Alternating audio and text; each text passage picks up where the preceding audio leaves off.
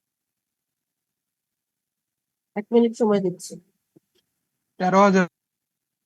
13,000-ই আসছে। আচ্ছা, তাহলে আমরা একটা অ্যান্সার পেলাম যে 2016 সালে 13,000 ইউনিট সেল করা হয়েছে। সঠিক না ব্যাঠিক একটু পরে দেখি, ঠিক আছে? ফর্মুলাতে ইমপ্লিমেন্ট করে দেখা। চলে যাচ্ছে আমাদের সেকেন্ড কোয়েশ্চেনে। সেকেন্ড কোয়েশ্চেনে বলে দিয়েছে যে আচ্ছা, 2017-তে কত ইউনিট সেল করতে হবে, কারণ 2017-তে একটা নতুন ইনফরমেশন আছে যে আমাদের একটা টার্গেট নেট ইনকাম অ্যাচিভ করতে হবে, তাই না? সো ওই টার্গেট নেট ইনকামটা অ্যাচিভ করতে গেলে 2017-তে আসলে কত ইউনিট সেল করতে হবে সেটা বের করতে হবে। তো এখন 2016 নাম্বার অফ ইউনিটসটা বের করলেন, এবার 2017 নাম্বার অফ ইউনিটসটা বের করেন। আগের মতোই সব ইনফরমেশন, শুধু একটা জায়গাতে পরিবর্তন, সেটা কি টার্গেট নেট ইনকাম।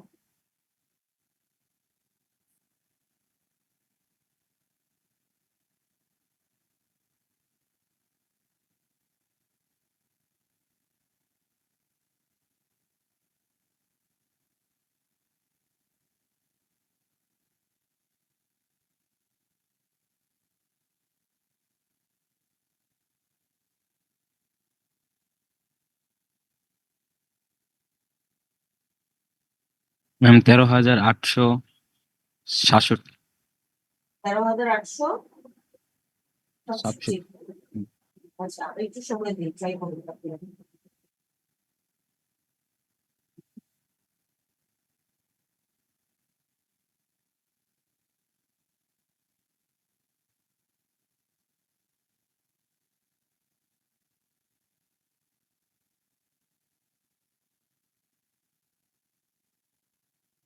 আর কারণ কোনো ভিন্ন অ্যান্সার আছে কিনা দেখি।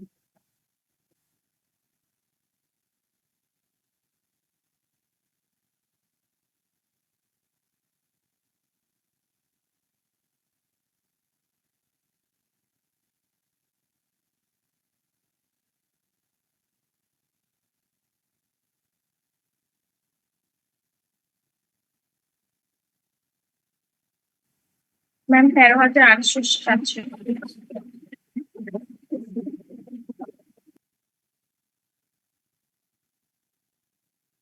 আইডি গুলো একটু দেখি কারা কারা অ্যান্সার বললো। মাত্র কে বললেন? 100। আর একটু আগে কে বললেন? ম্যাম 72। 72। আর কারা কোনো অ্যান্সার আসছে? সেম অ্যান্সারই আছে।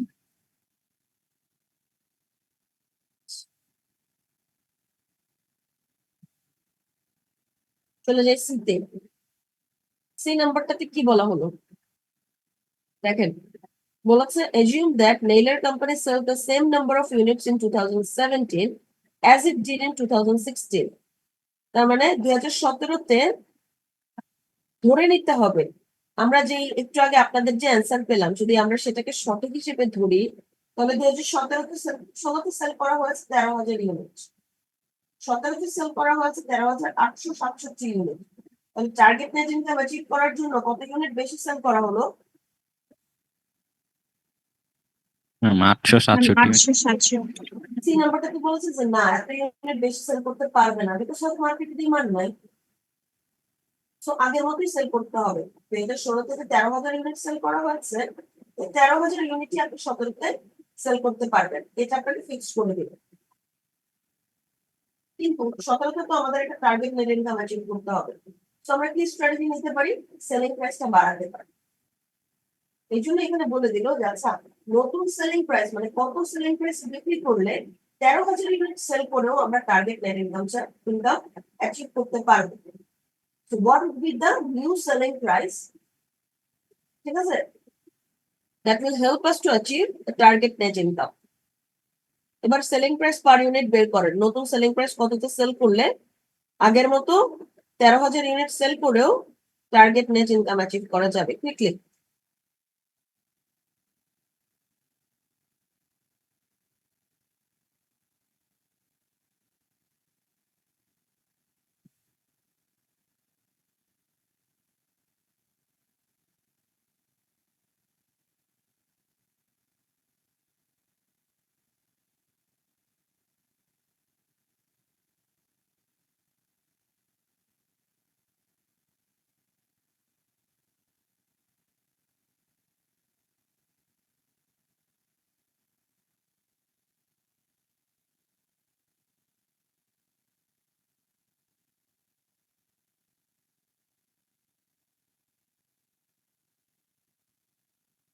ম্যাম 154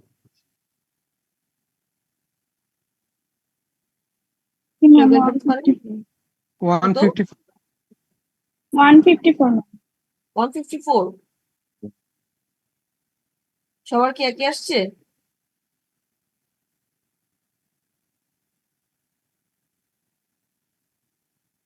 কারো কোনো ভিন্ন মত আছে?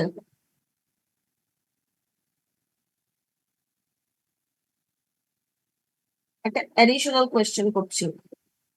এই কোয়েশ্চেনের অ্যান্সারটা যত দ্রুত সম্ভব করে আমাকে অ্যান্সার বলে আইডিটা বলবেন, ওইটা আমি নোট ডাউন করে রাখবো।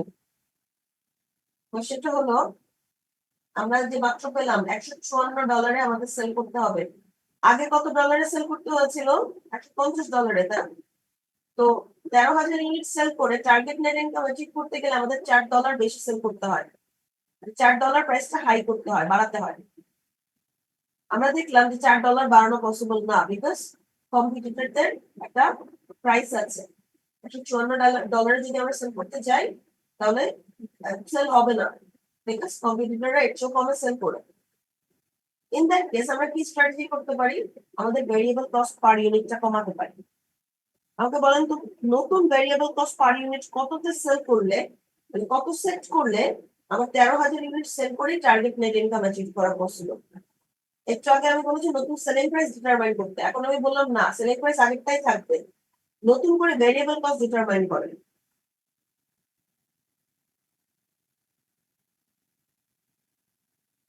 ঠিক করে আমাকে অ্যান্সারটা বলেন।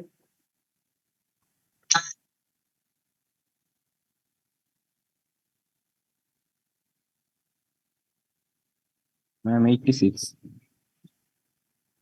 আইডি কত? 72 কত রিডিউস করলেন? 4 তার মানে আমি যদি $4 সেলিং প্রাইস বাড়াতে না পারি, আমাকে $4 ভেরিয়েবল কস্ট কি করতে হবে? রিডিউস করতে রিডিউস করতে হবে, কমাতে হবে। রাইট, আপনারা সবগুলো অ্যান্সারই সঠিক বলেছেন। বাকি যারা পারেন নাই তাদের জন্য আমি একটু দেখাতে চাচ্ছি যে অ্যান্সার গুলো কিভাবে আসলে বের হলো। যেমন প্রথম কোয়েশ্চেনটা ছিল যে 2016 সালে কত ইউনিট সেল করা হয়েছে। আমরা যদি এটা বের করতে যাই, we can use this 8, 6 or 7 number formula, অথবা আমরা 8 নাম্বারটা দিয়েই করি। প্রফিট কত ছিল 16 সালের ক্ষেত্রে? 2,10,000, তাই না? সেলিং প্রাইস পার ইউনিট কত দেওয়া আছে কোয়েশ্চেনে? 150 150, ভেরিয়েবল কস্ট দেয়া 90। আমাদের বের করতে হবে কি? Volume sales volume sales volume, SV. চলে গেল, এটাই আমাদের বের করতে হবে। ফিক্সড কস্ট কত দেওয়া আছে? $5,70,000। এই কোয়েশ্চেনটা সলভ করলে কি বের হয় না? জি এই কোয়েশ্চেনটা সলভ করলেই আমাদের 13,000 ইউনিটের সলিউশনটা বের হয়ে যায়। বি নাম্বারটাতে বলেছে যে 2,10,000 টার্গেট নেট ইনকাম না, এর সাথে আরো 52,000 অ্যাড করতে হবে, তাহলে টার্গেট নেট ইনকাম কত? 2,62,000। আমি এই ইকুয়েশন থেকেও সলভ করতে পারি, শুধুমাত্র পার্থক্যটা কি হবে? 2,10,000 এর জায়গায় লিখতে হবে 2,62,000। এভাবে বের করা যায়। আর সবচেয়ে বেশি অ্যাকিউরেট হয় যদি আমরা এই যে রিকোয়ার্ড সেলস ইন ইউনিট দ্বারা বের করি। এটার ফর্মুলাটা কি? টিএফসি কত দেয়া? 5,70,000 প্লাস টার্গেট নেট ইনকাম 2,62,000। এটাকে যদি আমরা ভাগ করি 150 মাইনাস 90 দ্বারা, তাহলেই আমাদের রিকোয়ার্ড সেলস ইন ইউনিটটা চলে আসবে, যে এত ইউনিট সেল করলে আমরা টার্গেট নেট ইনকামটা অ্যাচিভ করতে পারবো। এবার আসি 3 নাম্বার কোয়েশ্চেন। কি বলেছিল যে না, আমি আগের মতোই 13,000 ইউনিট সেল করতে পারবো, 867 বেশি ইউনিট সেল করা যাবে না। তো নতুন সেলিং প্রাইস আমার কি দাঁড়াবে? কি ইউজ করা যায়? এই ফর্মুলাটাই যদি ইউজ করি, শুধুমাত্র এখানে আমার কি করতে হবে? এবার সেলিং প্রাইসটাকে ইনটেক রাখলাম, যেহেতু এটা আমার বের করতে হবে। সেলস ভলিউম কত ধরবো? 13,000। ইকুয়েশন সলভ করলেই নতুন সেলিং প্রাইস বের হয়ে যাবে 154।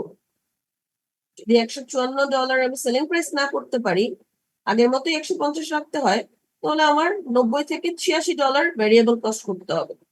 $4 ভেরিয়েবল কস্ট কমাতে হবে to achieve the target net income. Is it clear to everyone? Yes ma'am. দেখেন আপনাদের এই টাইপের কোয়েশ্চেন আরো কিছু দেয়া আছে। এই যে এখানে একটা প্রশ্ন দেয়া আছে, এটা নিজেদের সলভ করতে হবে। এটা সলিউশনটা আমি দিয়ে দিব, এটা সলিউশনটা দিব না। এটা একেবারেই নিজেদের জন্য, আপনাদের জন্য প্র্যাকটিস প্রবলেমটা দেয়। নিজেরা নিজেরা ট্রাই করবেন। ঠিক আছে, এখানে ব্রেক ইভেন বের করতে বলবে, মার্জিন অফ সেফটি বের করতে বলবে, ফর্মুলাটা দিয়ে দিবে। সবগুলো ওখান থেকে কোয়েশ্চেন থেকে ইনস্ট্রাকশন নিয়ে ফর্মুলাতে বসিয়ে সুন্দর করে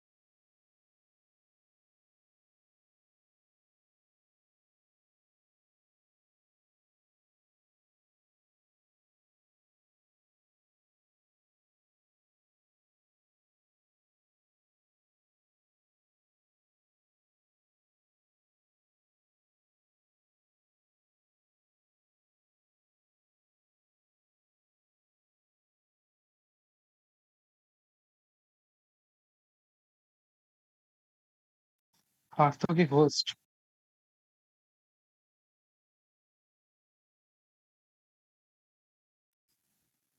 আর তো স্ক্রিনশট দে।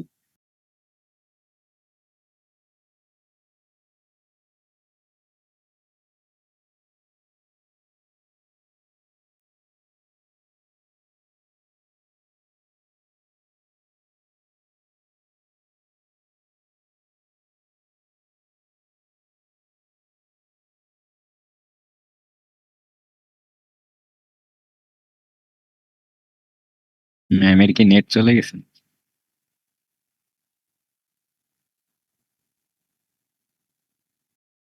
আচ্ছা, ক্লাস কিন্তু রেকর্ড হইতেছে।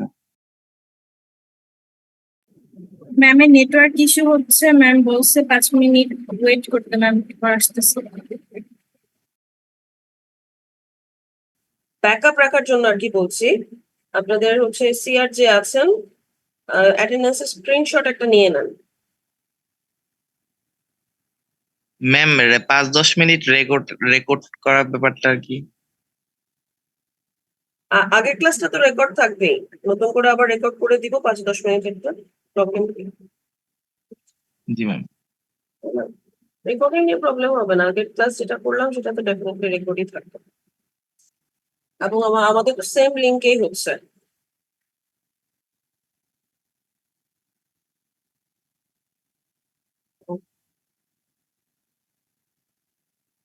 স্ক্রিনশট নিয়েছেন?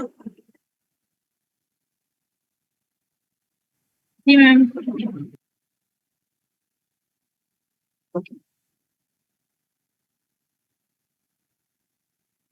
আর আচ্ছা, আমি যেটা দেখাচ্ছিলাম আপনাদের সাথে, আমি 3টা কোয়েশ্চেন শেয়ার করলাম। একটা বললাম, একটা নিজে সলভ করলাম, সেকেন্ড আমি বললাম যেটার আমি সলিউশন দিয়ে দিব। থার্ড যেটা নিয়ে কথা বলছিলাম ওইটা নিজেরা সলভ করবেন। ওখানে 2টা সিনারিও আছে। একজন অ্যাডভার্টাইজমেন্ট ম্যানেজার, সে তার কোম্পানিতে একটা প্রপোজাল দিয়েছে। প্রপোজালের আগের সিনারিও আছে, পরের সিনারিও আছে। ঠিক আছে, সো আগের সিনারিওটা কি ভালো নাকি পরের প্রপোজালটা একসেপ্ট করাটা ভালো, এই ডিসিশনটা ওখানে নিতে হবে। সো ওখানে নিতে হলে আপনার ব্রেক ইভেন পয়েন্ট ক্যালকুলেট করতে হবে, মার্জিন অফ সেফটি ক্যালকুলেট করতে হবে, and based on those variables you will have to decide যে প্রপোজালটা কি একসেপ্ট হবে আর রিজেক্ট হবে। এটা আমি করে দিব না, এটা আপনাদের নিজেদের প্র্যাকটিস করতে হবে। আমি যেটা এখন দেখাতে চাচ্ছি, this is the last one, এটা বলে আমি ক্লাসটা শেষ করব। একটু আগে আমি বললাম সেলস মিক্স। সেলস মিক্স বলতে কি বোঝাচ্ছিলাম, আমি ফাইলটা ওপেন করে শেয়ার করছি। But what is sales mix? Ma'am একাধিক আইটেম সেল করা। কি হয়েছিল? একটা কোম্পানি একাধিক আইটেম সেল করতে পারে, একাধিক টাইপের আইটেম। একাধিক টাইপের আইটেম, তার মানে হচ্ছে ওখানে মোর than one product is related, multiple product is related, তখনই আমাদের সেলস মিক্সের এই কনসেপ্টটা অ্যারাইজ হয়। আচ্ছা, সেলস মিক্সের একটা প্রবলেম আমরা একটু সলিউশন করার ট্রাই করি। যেমন স্ক্রিনে দেখা যাচ্ছে কিনা দেখেন, এটা হচ্ছে একটা সেলস মিক্সের প্রবলেম। আচ্ছা, আমি মিটিং হোস্টের কাছে রেকর্ডিং এর একটা পারমিশন পাঠাচ্ছি, আপনি সেটা পারমিট করে দেন। আইডি 72। জি ম্যাম করে দিছেন।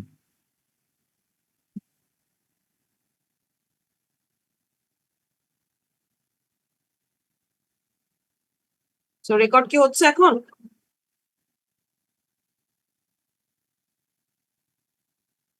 হচ্ছে। দেখেন এখানে বলা হলো ABC Electronic produces and sells two products, product X and product Y. The selling prices and variable cost per unit of each product are as follows. ABC Electronic নামে একটা কোম্পানির কথা বলা হয়েছে, দুইটা প্রোডাক্ট সেল করে, একটা হচ্ছে প্রোডাক্ট X আর একটা হচ্ছে প্রোডাক্ট Y। X এর সেলিং প্রাইস হচ্ছে $30, ভেরিয়েবল কস্ট পার ইউনিট দেয়া $15। আচ্ছা, সেলিং প্রাইস পার ইউনিট $30 আর ভেরিয়েবল কস্ট পার ইউনিট যদি $15 হয়, কন্ট্রিবিউশন মার্জিন পার ইউনিট কত? ম্যাম $15। 30 মাইনাস 15 মানে $15। Yes, ma'am. এক্সপেক্টেড সেল হচ্ছে 600 ইউনিট। ওয়াই এর ক্ষেত্রে আসি, সেলিং প্রাইস হচ্ছে $50, ভেরিয়েবল কস্ট $25, এই ক্ষেত্রে কন্ট্রিবিউশন মার্জিন পার ইউনিট কত? $25। 50 মাইনাস 25 মানে $25 আমাদের CM per unit. Expected sale কত দাঁড়াচ্ছে? 400. 400 ইউনিট। টোটাল দুইটা যোগ করলে কত ইউনিট আসে? 1000 ইউনিট। 1000 ইউনিট। আমি যদি বলি আচ্ছা 1000 ইউনিটের মধ্যে প্রোডাক্ট এক্স কত পার্সেন্ট সেল হচ্ছে?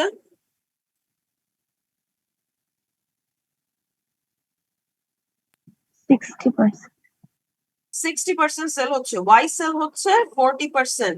এই যে আমরা পার্সেন্টেজটা বের করলাম যে 1000 এর মধ্যে এক্স হচ্ছে 60%, ওয়াই হচ্ছে 40%, this is called sales mix. এবং থ্রু আউট দ্য ক্যালকুলেশন এই 60% 40% will be constant. The company's fixed cost are $20,000, মানে $20,000 ফিক্সড কস্ট এটা বলে দিয়েছে। দেখেন বলেও দিল the sales mix is expected to be 60% for product X and 40% for product Y. আচ্ছা, এই 60% 40% বলা না থাকলে ক্যালকুলেট করে নেওয়া যাবে না? জি ম্যাম, ক্যালকুলেট করা যাবে। জি ম্যাম। এরপর বলে দিল যে calculate the break even point in units and dollars. আমাদের এখন break even point in unit এবং ডলারটা বের করতে হবে। So break even point in unit বের করতে গেলে অবশ্যই আমাদের কন্ট্রিবিউশন মার্জিন পার ইউনিট বের করতে হবে। সো আমরা কন্ট্রিবিউশন মার্জিন এক্স এর জন্য বের করলাম $15, ওয়াই এর জন্য বের করলাম $25, যেটা একটু আগে আমরা মুখে মুখেই করলাম সেলিং প্রাইস থেকে ভ্যারিয়েবল কস্টটা মাইনাস করে। এখন যে কোনো দুইটা, এখানে তো দুইটা প্রোডাক্টের জন্য আলাদা আলাদা কন্ট্রিবিউশন মার্জিন আসছে, আমাদের এখন আলাদা কন্ট্রিবিউশন মার্জিন ধরলে হবে না, যেহেতু আমাদের দুইটা প্রোডাক্টের কম্বিনেশন, আমাদেরকে একটা ওয়েটেড অ্যাভারেজ কন্ট্রিবিউশন মার্জিন বের করতে হবে। ওকে, এই ওয়েটেড অ্যাভারেজ কন্ট্রিবিউশন মার্জিনটা আমরা কিভাবে পাবো? এক্স এর কন্ট্রিবিউশন মার্জিন কত? 15। এক্স এর সেলস মিক্স কত পার্সেন্ট? 60%। সো আমাদের 15 60% বের করতে হবে। আর ওয়াই এর কন্ট্রিবিউশন মার্জিন 25, ওয়াই এর contribution margin sorry sales mix কত? 40%। সো 25 এর 40% বের করতে হবে, করে দুইটা যোগ করতে হবে। This is called weighted average contribution margin. দেখেন 15 এর 60% করলো, 25 এর 40% করলো, করে এই দুইটাকে যোগ করেছে, যোগ করার পর আমরা $19 পেলাম। This is our weighted average contribution margin. এখন আসেন ফর্মুলাতে ইউজ করি। কিভাবে ইউজ করতে পারি?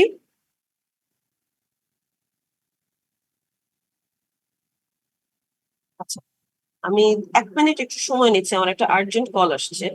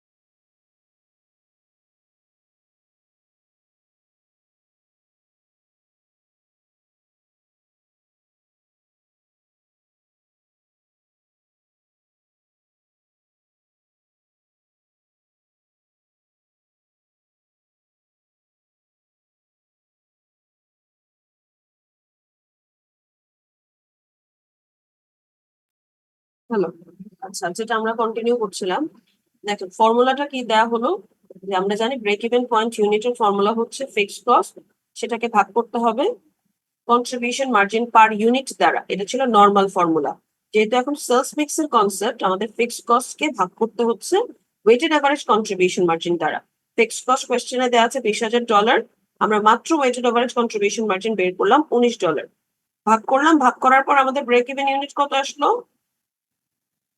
1052.63 ইউনিট, তার মানে অলমোস্ট 1053 ইউনিটস। 1053 ইউনিটের উপরে সেল করলে আমাদের প্রফিট হবে, নিচে সেল করলে লস হবে। এখন একটা কোয়েশ্চেন দাঁড়াতে পারে না যে 1053 ইউনিটের মধ্যে এক্স কত ইউনিট সেল করতে হবে আর ওয়াই কত ইউনিট সেল করতে হবে?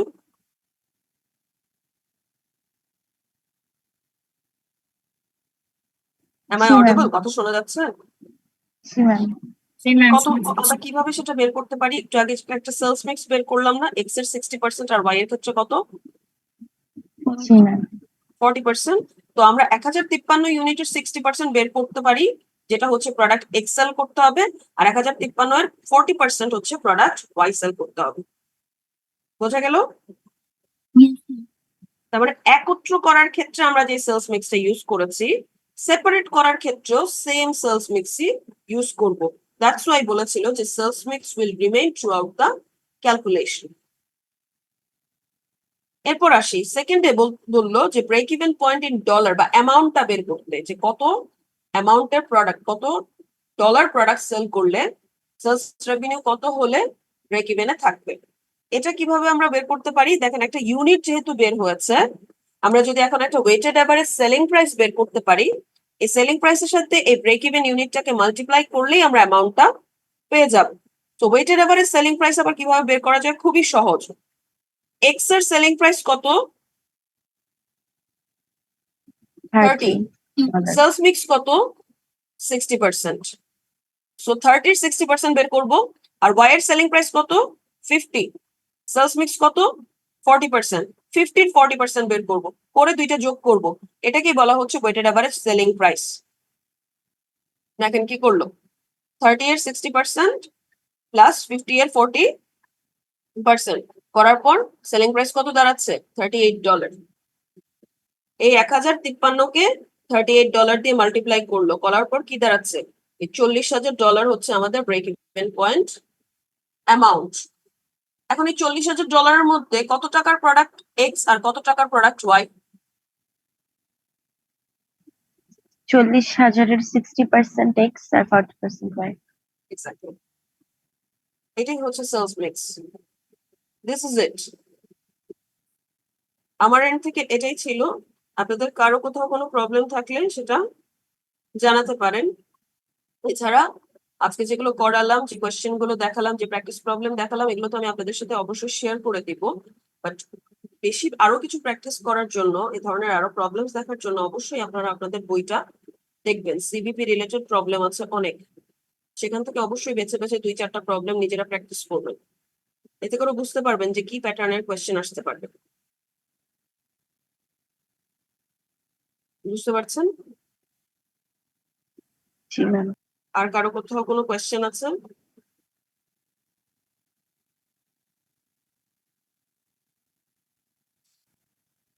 ঠিক আছে, আমাদের চ্যাপ্টারটা শেষ, পাশাপাশি আমাদের সিলেবাসটাও শেষ। ওকে, অ্যাকাউন্টিং এর এইটুকুই ছিল সিলেবাস। সো আমরা ফাইন্যান্সিয়াল অ্যাকাউন্টিং এর ক্ষেত্রে ফার্স্টে থিওরিটিক্যাল কিছু ক্লাস করেছি, দেন ট্রানজাকশন অ্যানালাইসিস শিখেছি, জার্নাল করেছি, লেজার করেছি, ট্রায়াল ব্যালেন্স করেছি। ওকে, এই চ্যাপ্টার গুলো থেকে বা যে পার্টটা আমি বললাম ফাইন্যান্সিয়াল অ্যাকাউন্টিং থেকে 2টা কোয়েশ্চেন আসতে পারে। আপনাদের টোটাল 3টা কোয়েশ্চেন থাকবে, 3টা থেকে 2টা অ্যান্সার করতে হবে। এর মধ্যে একটা কোয়েশ্চেন হবে ম্যান্ডেটরি কোয়েশ্চেন, যেটা অবশ্যই আপনাকে অ্যান্সার করতে হবে। বাকি 2টার মধ্যে আপনি একটা অ্যান্সার করবেন। টোটাল মার্কস থাকবে 25। একটা কোয়েশ্চেন থাকবে 12 মার্কসের, আরেকটা কোয়েশ্চেন থাকবে 13 মার্কসের।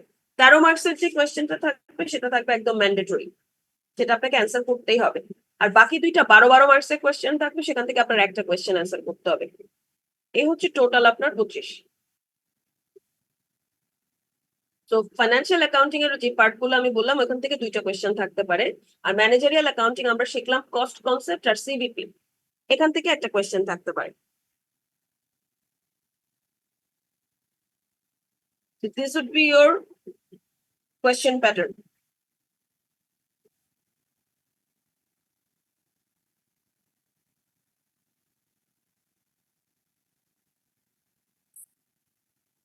আমি রোল কল করে নিই 1 মিনিট। ম্যাম হ্যাঁ, কারো কোনো কথা আছে? আমি ম্যাম শুনতে পাচ্ছি আমাদের না। ব্যালেন্স শিট থেকে কি একটা থাকবে? কিস থেকে? ব্যালেন্স শিট যে করানো হয়েছিল ম্যাম, ওই যে জার্নাল আর কি, ব্যালেন্স শিট না, ব্যালেন্স শিট তো কোনো ম্যাথ করানো হয়নি, journal ledger balance trial sheet না ব্যালেন্স করানো জার্নাল হয়েছে। ম্যাম, একটা হ্যাঁ, জার্নাল ওটা- ছিল আর একটা হচ্ছে নর্মাল যে প্রসেসে মানে কুইজে যেটা ছিল ম্যাম, দুইটা কোনটা? না, একটা ছিল ট্রানজাকশন অ্যানালাইসিস, জি ম্যাম, যেটা ওই ওই ইকুয়েশনের উপর ইমপ্যাক্ট দেখাতে হয়, তাই না? জি ম্যাম। এটা প্লাস থিওরিটিক্যাল কোয়েশ্চেন, এই দুইটা মিলে একটা কোয়েশ্চেন হবে। আর ও আচ্ছা। জার্নাল লেজার ট্রায়াল ব্যালেন্স এটা আলাদা একটা কোয়েশ্চেন। ম্যানেজারিয়াল কোনটাই করবে? এটি কস্ট কনসেপ্ট আর সিভিপি, লাস্ট ক্লাস আর এই ক্লাস, এই দুইটা ক্লাস হচ্ছে আমাদের ম্যানেজারিয়ালের ক্লাস, তো ম্যাম দুইটা মিলিয়ে একটা হবে। দুইটা মিলে একটা।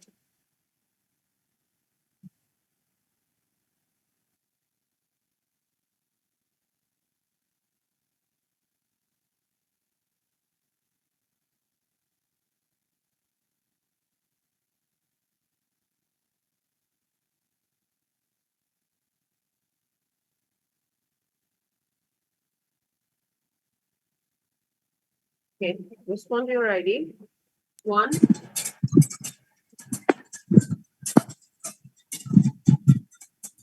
2, 3, Yes, ma'am. 4, Ma'am, 3. হ্যাঁ শুনতে পাচ্ছি, 4, 5, present ma'am. 6, present ma'am. 8, Yes, ma'am. 9 পর্যন্তই আপনাদের সাথে আমার জার্নি এখানে শেষ। হোপফুলি ফাইনালের জন্য ভালোভাবে প্রিপারেশন নেবেন। আমি আপনাদের কুইজের মার্কস দিয়ে দিব, ম্যাটেরিয়ালস যা যা আছে আপলোড করে দিব এবং রেকর্ডিংও আপলোড করে দিব। যারা ক্লাস করেছেন তারা তো করেছেন, যারা করেন নাই I would like to request you অবশ্যই রেকর্ডিং দেখে নেবেন, দেখে দেখে তারপর প্রিপারেশনটা ভালো করে নিয়ে ফাইনাল এক্সামটা অ্যাটেন্ড করবেন। Okay, so best of luck for the final. And লাস্টের যে একটা অ্যাসেসমেন্ট, ওটা একটা অ্যাসাইনমেন্ট অথবা কুইজ যেটাই নেওয়া হোক না কেন, আমি অলরেডি কথা বলেছি, এটা ইকোনমিক্স আর অ্যাকাউন্টিংটা একসাথে হবে। তো ওইটার জন্য ভালো করে প্রিপারেশন নেবেন, প্লাস বাকি যে অ্যাসেসমেন্ট বাকি আছে ইকোনমিক্স এর সেগুলো ভালো করে দিবেন। এই তো আমার Ma'am, ম্যাম what- নেটে একটু সমস্যা ছিল তাই প্রেজেন্ট দিতে পারিনি। আচ্ছা, 83 আমি নোট করে রাখবো, প্রবলেম নেই। আর এইগুলোই আমার এন্ড থেকে আপনাদের জন্য সাজেশন ছিল। বাকি আপনাদের যদি কখনো কোনো প্রবলেম হয় বা প্রবলেম ফেস করেন ফাইনালের অনেক আগেই আমাকে ইনফর্ম করবেন। একদম ফাইনালের সময় ইনফর্ম করলে আসলে আমি কোনোভাবে হেল্প করতে পারবো না। বুঝতে পারলাম কি বলেছি? ম্যাম আমাদের যে মিক্স কুইজটা হবে এখানে আমাদের মানে অ্যাকাউন্টিং পার্ট থেকে সিলেবাস কমপ্লিট থাকবে। অ্যাকাউন্টিং পার্ট থেকে শুধুমাত্র ম্যানেজারিয়াল পার্টটা সিলেবাস থাকবে, cost concept and CVP. Okay, জি ম্যাম। এই তো। ওকে, আমার জন্য দোয়া করবেন এন্ড বেস্ট অফ লাক। ভালো ম্যাম থাকবেন। আমাদের জন্য দোয়া করেন ম্যাম, ঈদ মোবারক ম্যাম। অবশ্যই ঈদ মোবারক, সবার জন্য দোয়া করবেন। ম্যাম হ্যাঁ, ঈদ মোবারক। ঠিক আছে, আসসালামু আলাইকুম। ওয়ালাইকুম আসসালাম। আসসালামু আলাইকুম ম্যাম। ওয়ালাইকুম আসসালাম। আমি লিভ করে দিচ্ছি 72, আপনি মিটিংটা এন্ড করে দিন। জি ম্যাম, মেল করে দিচ্ছি। ওকে। ঈদ মোবারক।